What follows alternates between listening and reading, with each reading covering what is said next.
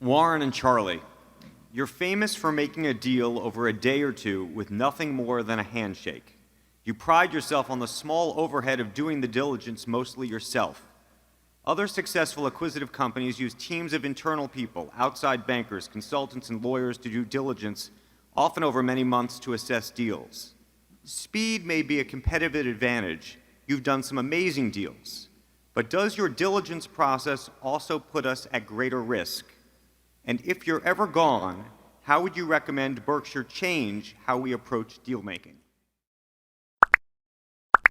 Yeah, I get that question fairly often, often from lawyers. In fact, we talked to Munger, the law firm, and that was one of the questions I got, why we didn't do more due diligence, which we would have paid them by the hour for.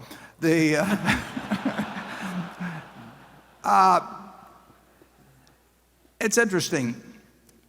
We've made plenty of mistakes in acquisitions, plenty, and we made mistakes in not making acquisition. But the mistakes are always about making an improper assessment of the economic conditions in the future of the industry or the company.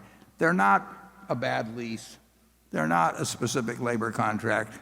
They're not a questionable patent. They're not the things that are on the checklist, for every acquisition by every major corporation in America. Those are not the things that count. What counts is whether you're wrong about whether you really got a fix on the basic economics and how the industry is likely to develop, or whether Amazon's likely to kill them, in a few years, or that sort of thing.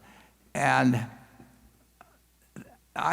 we have not found a due diligence list that gets at what we think are the real risks when we buy a business. And like I said, we certainly made at least a half a dozen mistakes, and probably a lot more if you get into mistakes of omission. But none of those would have been cured by a lot more due diligence. They might have been cured by us being a little smarter. It just isn't the things that are on the checklist that really count. Assessing whether a manager who I'm going to hand $1 billion to for his business, and he is going to hand me a stock certificate, assessing whether he's going to behave differently in the future in running that business than he has in the past when he owned it, that's incredibly important. But there's no checklist in the world that's going to answer that. So if we thought there were items of due diligence, and incidentally there are a few that get covered. I mean, you want to make sure that they don't have twice as many shares out as you're buying or something of the sort. But if we thought there were things that we were missing that were of importance in assessing the future economic prospects of the business, we would by all means drill down on those. But the question of, when we bought Seas, they probably had 150 leases. When we buy Precision Castparts, they have 170 plants. There's going to be pollution problems at some place, and that is not what determines whether a $32 billion acquisition is going to look good 5 years from now or 10 years from now. And we try to focus on those things. And I do think it probably facilitates things with at least certain people that our method of operation does cut down. You get into squabbles on small things. I've seen deals fall apart because people start arguing about some unimportant point, and their egos get involved, and they draw lines in the sand and all of that. I think we gain a lot. When we start to make a deal, it usually gets done. Charlie? Well, you stop to think about it, business quality usually counts on something more than whether you crossed a T in some old lease or something. And the human quality of the management who are going to stay are very important. And how are you going to check that by due diligence, And I think I don't know anybody who's had a generally better record than Berkshire in judging business quality and the human quality of the people who are going to lead the business after it's acquired. And I don't think it would have improved at all by using some different method.